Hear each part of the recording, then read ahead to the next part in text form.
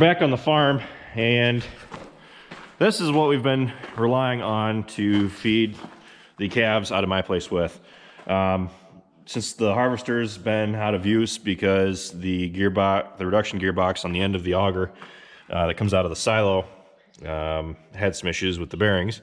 Travis and Dad went to go get a new rebuilt gearbox, and we're going to install it in the silo. But what we've been doing is just using the wagon and filling buckets out of here and just loading them right into the back of the truck. It's fairly quick, but the corn that's in this wagon was out of the Sioux 20,000 bushel grain bin. We just backed this under it, filled it up, and brought it up here so it was out of the weather. Just enough to get by, but since they're going to go get the new reduction gearbox, we're going to put it on today, hopefully get it back on and get it working. But they're going to be here any minute, so let's go down there and get ready to start putting it back on.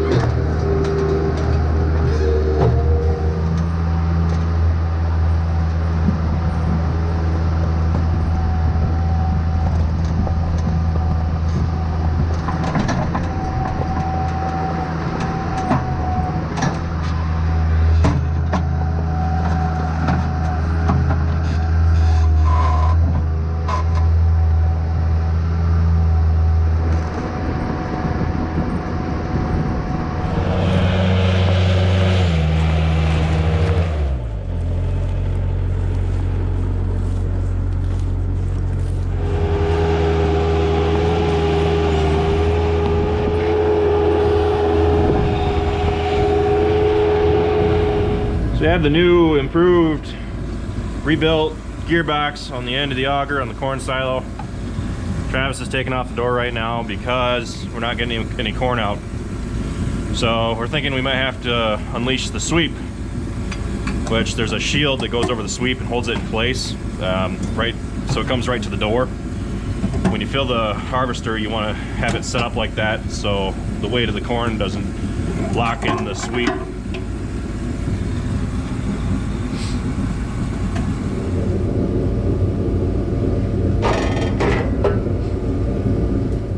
We're here in the feed room, and unfortunately we had to pull the auger back out of the harvester.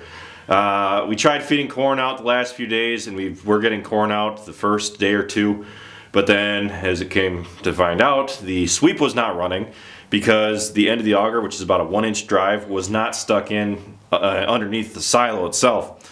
So what we're kind of thinking we have to do now is dig out as much corn as we possibly can, and then we might have to climb in there and manually put it on from the inside. Luckily, there isn't a lot of corn in the harvester. There's just enough in it where we can kind of just funnel it out through the door, what's right in front of it, and then just kind of go from there. We had a bit of a problem earlier. We were unloading out of it and a bunch of corn just came rushing out. So we want to make sure that we can get out as much as possible before we even consider getting in it. In a situation like this, it's not something that we ever really want to do, especially when there's this much corn in it, but it is down low enough to where we can get away with digging it out and then going it into the center and hopefully putting it back on. Hopefully. We'll see what we do, but as of right now we can't use the silo auger itself, so we have to just kind of funnel it out the door, which I'll show you here in a second. So here's the door on the silo. You can see that the corn is pretty well frozen around it. We've been chipping away at it as much as we can, but it is open to the top of the harvester. But we're gonna have to wait a few days so we can dig out more and more corn, so that way it's safe to get into the harvester. So in there, we're looking down the pipe for the silo auger, and you can see that there's corn down the end of it. That happened in the last 24 hours. Yesterday we had it all dug out, and we thought we could see the hookup for the sweep, or the drive for the sweep, I should say. And looks like before we get serious about climbing in there and cleaning it out, we're going to have to stick the auger back in, try to run out as much corn as we possibly can, because when someone hops in there, it is going to disturb the corn and it is going to cause some kind of collapse, which if we dig it out as much as we possibly can, hopefully it isn't that big of an issue. And with that, that's about it for this video. We're just going to have to wait for the harvester to empty out as we clean it out over the next few days. Hopefully it's only a few days, but we have to try to get out as much as we can. Climbing into harvesters can be pretty dangerous. So what we'll end up doing is we will end up hooking the tractor up to the blower and hook the blower up to the silo, run some air through it so then there's some oxygen in there, and just keep it running for, I think last time we ran it for like a full day.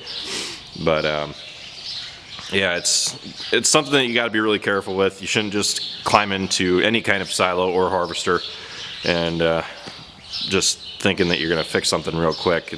You always have to take precautions and make sure that there's plenty of people there with you. You never want to do it alone, because in silos or harvesters, they have gases that are in there that can make you pass out pretty quickly and kill you. So anyway, I hope to get to work on the semi here, or the trailer again soon. This has just kind of been a do it in our free time kind of thing. We haven't had a lot of free time. Not having the silo running kind of takes away some of our efficiency, and it increases the amount of time that we're spending feeding cattle every day, because we gotta scoop it out of the harvester. Anyway, this is coming along pretty well. I'm putting my last $900 in it, and that should be pretty well it for fixing up the expenses. I haven't added everything up that it's costing me yet, but it's still under $30,000, which is great. So with that, I'll let you all go. Thanks for watching this video, guys. Be sure to check out all of our other ones. Be sure to like, comment, and subscribe. And be sure to check us out on Facebook, Instagram, Twitter, and Snapchat. All how farms work. And with that, I'll see you next time.